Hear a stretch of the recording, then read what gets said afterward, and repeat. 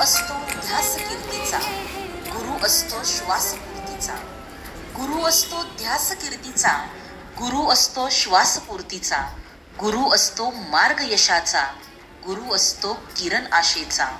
गुरु असतो मार्ग यशाचा, गुरु असतो किरण आशेचा. गुरु असतो किरण आशेचा. सन्माननीय व्यासपीठ, वंदनीय गुरुजन वर्ग आणि माझ्या मित्रमैत्रिणींनो, आज गुरुपौर्णिमा.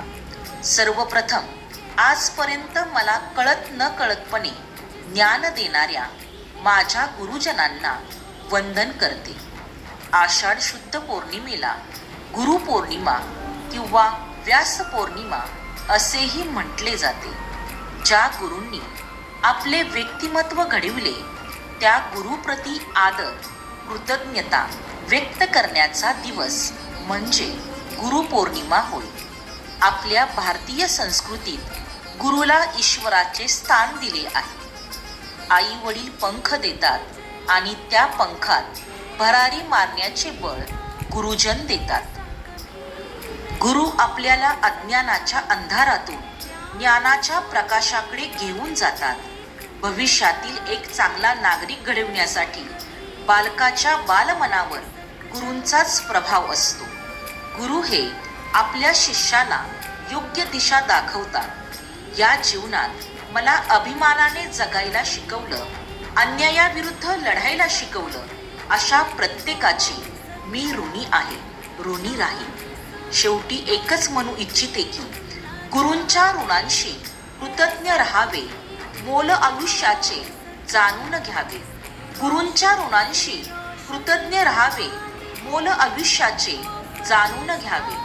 गुरूंच्या चरणी स्वर्ग पहावे, चरणी त्यांच्या नतमस्तक व्हावे.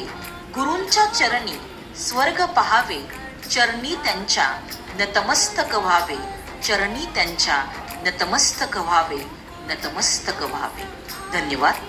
ब्रह्मा गुरुर्विष्णू गुरुर्देव महेश्वरा, गुरु साक्षात परब्रह्म तस्मै श्री गुरवे नमः.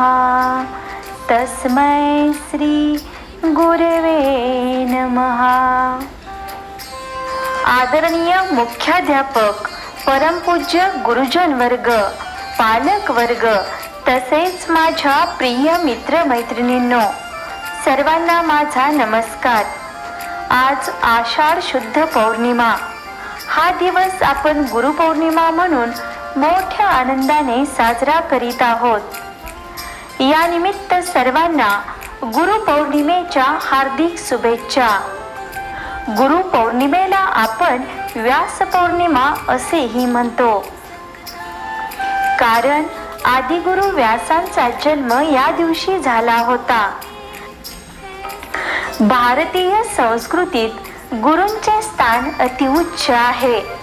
गुरु हे परमेश्वराचे दुसरे रूप मानले जातात. गुरु हे तेजस्वी सूर्याप्रमाणे असतात.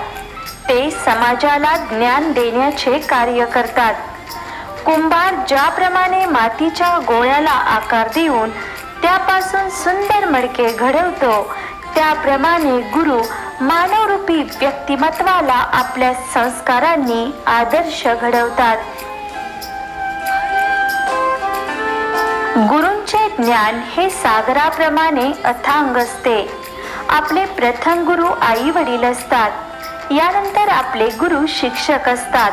ते आपल्याला नवनवीन ज्ञान देतात, आपला सर्वांगीण विकास करतात, आपल्याला चांगलं काय आणि वाईट काय हे समजावून देतात, आपल्याला जीवनात कसे यश मिळवावे हे शिकवतात, कोणत्याही कठीण प्रसंगी धैर्याने परिस्थितीचा सामना कसा करावा हे शिकवतात.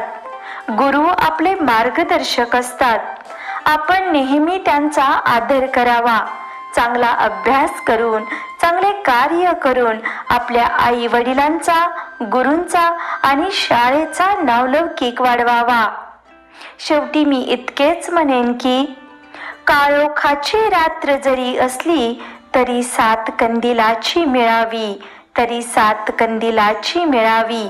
देवाऱ्यातील वात सदैव तेवत राहावी, देवाऱ्यातील वात सदैव तेवत राहावी. माझ्या साऱ्या गुरूंना दीर्घायुष्याची शिदोरी लाभावी, दीर्घायुष्याची शिदोरी लाभावी. धन्यवाद. जय हिंद, जय भारत. सारे तीर्थ धाम आपके चरणों में, सारे तीर्थ धाम आपके चरणों में. हे गुरुदेव प्रणाम आपके चरणों में, चरणों में. हे गुरुदेव प्रणाम आपके चरणों में. सारे तीर्थ धाम आपके चरणों में, सारे तीर्थ धाम आपके चरणों में.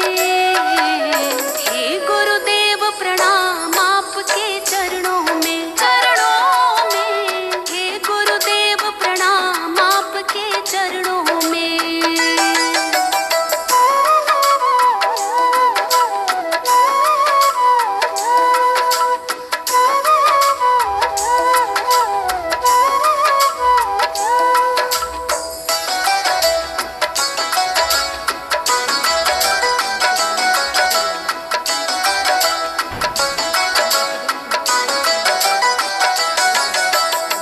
हृदय में माँ गौरी लक्ष्मी कंठ शारदा माता है.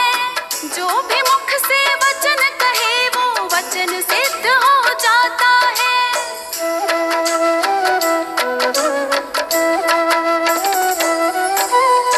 हृदय में माँ गौरी लक्ष्मी कंठ शारदा माता है. जो भी मुख से वचन कहे वो वचन सिद्ध हो जाता है, वचन सिद्ध हो जाता है. हे गुरु ब्रह्मा